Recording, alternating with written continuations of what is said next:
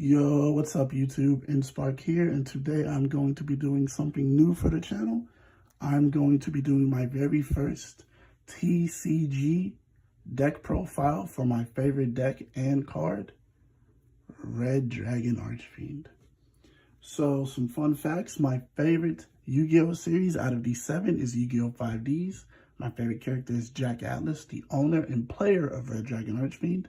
And back in 2023, when I decided to start playing the card game physically, this was the first deck I made using the structure deck Crimson King, and since then I've just been updating the deck with newer cards and strategies that I like, that I've seen success with at locals and tournaments. So let's just get straight into what I play. Starting off with the main starter, and a card you want to see resolve 100% of the time if you can, is Soul Resonator. This card can add any level 4 or lower fiend on its normal or special summon. Then it can protect your field from destruction as long as you control a Red Dragon Archfiend by banishing itself from grave once per turn.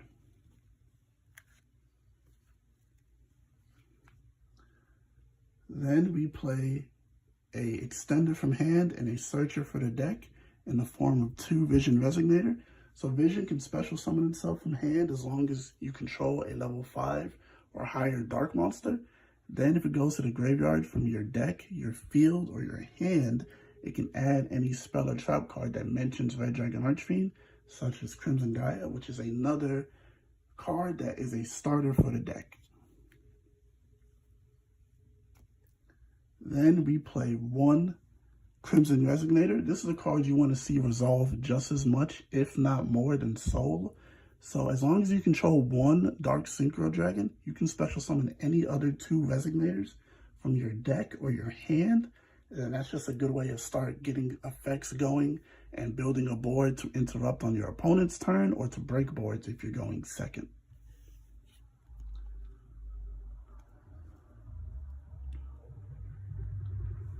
Next, we play another starter, an extender from hand in the form of Bone Archfiend. This is a card that is synergetic with Crimson and Soul. A lot of the times you want to see him with one of them. So this card shares the same in-hand and graveyard effect of being able to send any card from your field or your hand to the grave to special summon. Then it has the effect on field of being able to target itself and another card you control to change that card's level by 1, either by increasing it or decreasing it by sending another Fiend tuner to the graveyard, such as Crimson for future Synchro plays, or Vision for searching to get Crimson to start your combos that way as well. Then we play 3 copies of Earthbound Prisoner Stone Sweeper,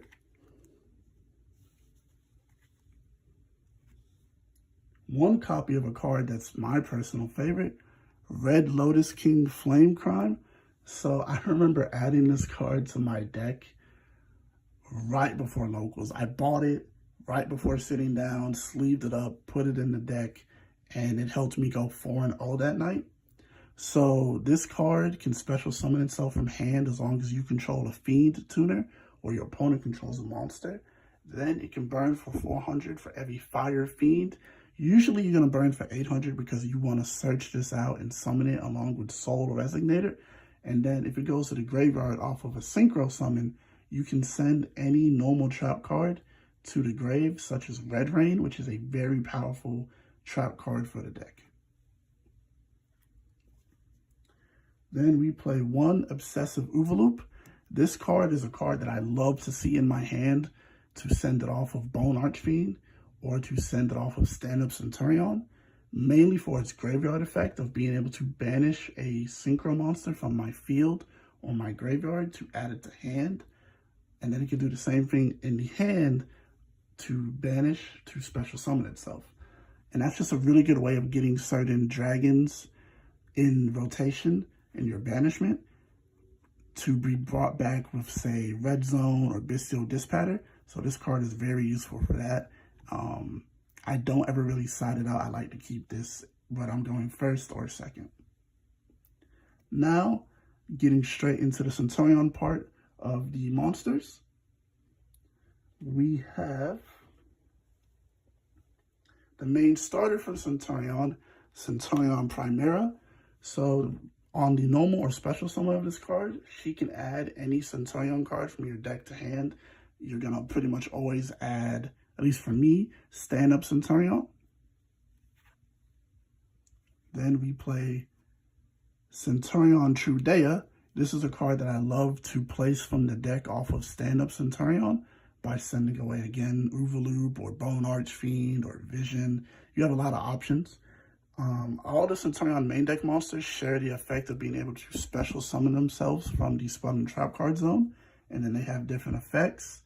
This card can special summon itself to the monster zone and change its level to level 8, but then it has the effect of placing itself back and another Centur-ion monster from deck, such as Primera, and then that's just a really good way of getting into your Centur-ion fields.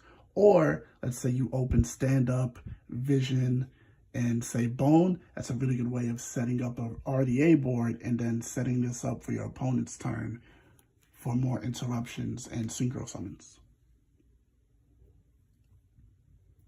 Then we play the last Centur-ion monster in the main deck, Centur-ion Gargoyle number 2. So this card I don't really like to see in my hand, but it has its uses. So in hand, you can send any Centur-ion face-up card to the graveyard to special summon, but I really like its effect in grave. When it goes to grave for a synchro summon, you can use its effect as Chain Link 2 to guarantee that a monster effect or a card effect that you want to go off as Chain Link 1 goes off. So it's very useful for that. Now getting straight into the hand traps for the deck, we play 1 Bestial Magma Hunt, 1 Bestial Jewess Worm, 2 copies of Ghost Bell and Haunted Mansion, a card that I've come to really appreciate in both Master Duel and the trading card game. One of the most powerful hand traps, Ash Blossom Enjoy Your Spring, which is a negate. And then the bane of this deck and many decks right now in the format, Droll and Lockbird at 3 copies.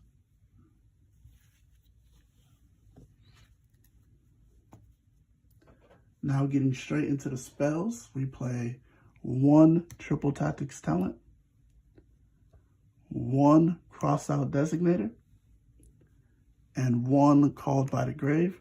All these are very good cards to punish and interrupt your opponent for trying to play on your turn with their own hand traps.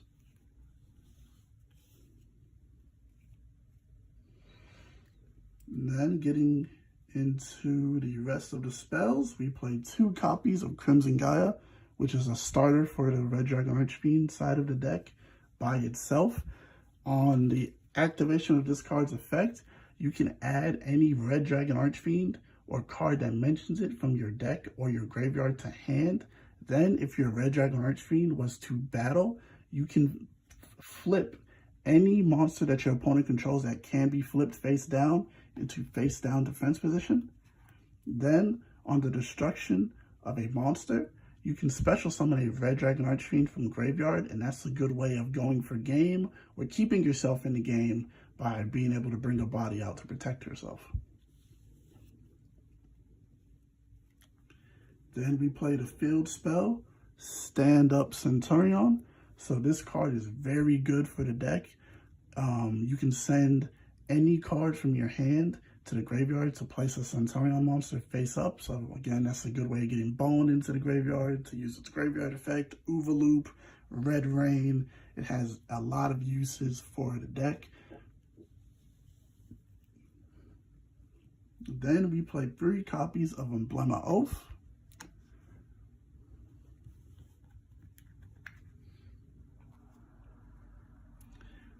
Then let's get straight into the trap cards for the deck. We play 1 Red Rain. This is the card that you're going to send to the graveyard either off of Stand Up, Bone Archfiend if it's in the hand, or Red Rain.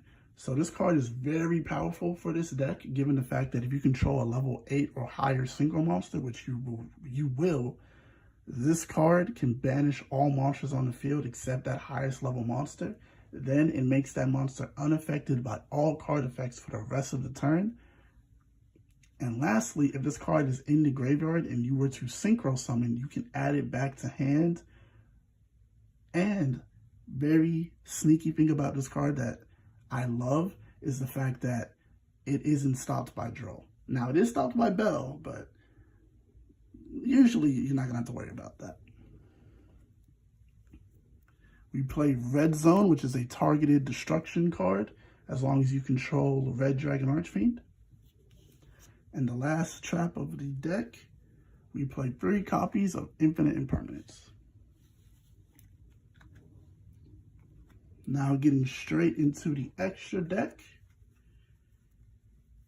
we play 2 copies of Red Rising Dragon, 1 Cubelt the Blade Dragon, which is a targeted destruction for any card on the field on Synchro, 1 OG Red Dragon Archfiend, 1 Scarlet Dragon Archfiend. I love this card. It can destroy any monster with 3,000 or lower attack and burn for 500 for every monster it destroys.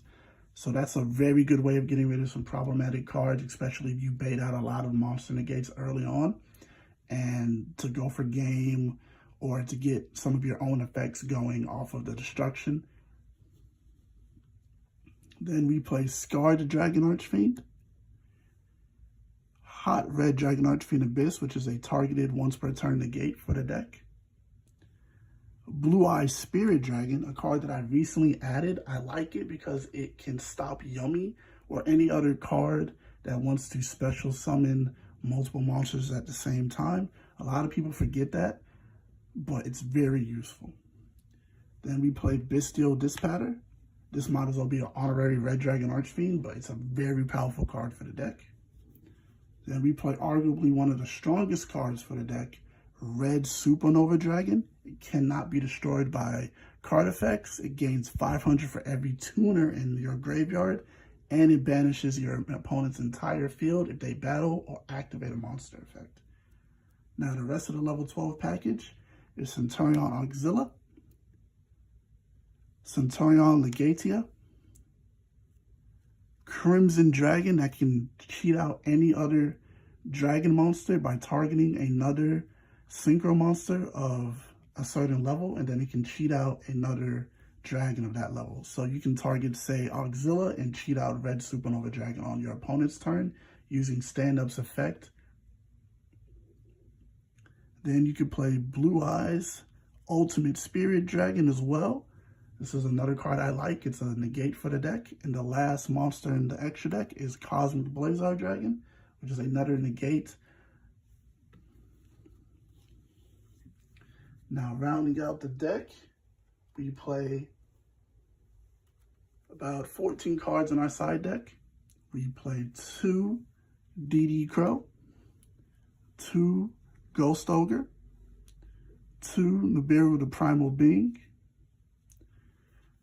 3 copies of Artifact Lancia to stop Malice, Orcust, DDD, or any other deck that wants to banish to get its turn going. For back row hate, we play 1 Harpy's Feather Duster and 2 Lightning Storm. And lastly, we play 2 copies of Xyz Encore. This is to stop any problematic Xyz monsters and get rid of them, such as the Canine monsters or Rizio. And that rounds out the deck profile, guys. I hope you guys like it. Give me some tips, comments, suggestions, any thoughts you might have about the deck profile in the comment section. Go ahead and give the video a like and look forward to some live duels from locals coming soon. Until next time, InSpark out.